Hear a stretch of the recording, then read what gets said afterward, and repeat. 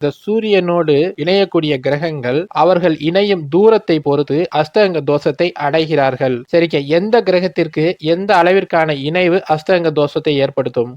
முதல்ல சுக்கிரன் தாங்க மிக நெருக்கமாக வரும்போது மட்டும் அஸ்தங்க தோஷத்தை அடையக்கூடிய ஒரு சுபகிரகம். சுக்கிரன் சூரியனுக்கும் இடைப்பட்ட டிகிரி 9 டிகிரிக்குள்ள வரும்போது மட்டும்தான் சுக்கிரன் அஸ்தங்கத்தை அடைவார். 10 டிகிரி, 11 டிகிரி, 12 டிகிரி, 13 டிகிரின்னு இந்த மாதிரி வித்தியாசங்கள் இருக்கும்போது சுக்கிரன் அஸ்தங்கம் அடைய மாட்டார். 9 டிகிரி, 8 டிகிரி, 7 டிகிரி அப்படின்னு அந்த 9 டிகிரிக்குள்ள வரும்போது அவர் அஸ்தங்க தோஷத்தை அடைவார்.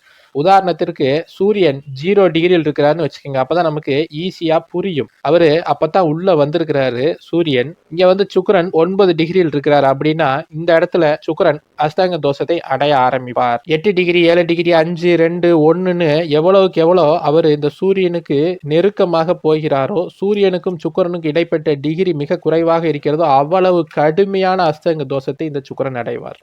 அப்படி மிக நெருக்கமாக 9 டிகிரி அப்படின்ற அளவிற்குள்ள வந்தால் மட்டுமே அஸ்தங்கத்தை அடையக்கூடியவர் இந்த சுக்கிரன் தான். இதனை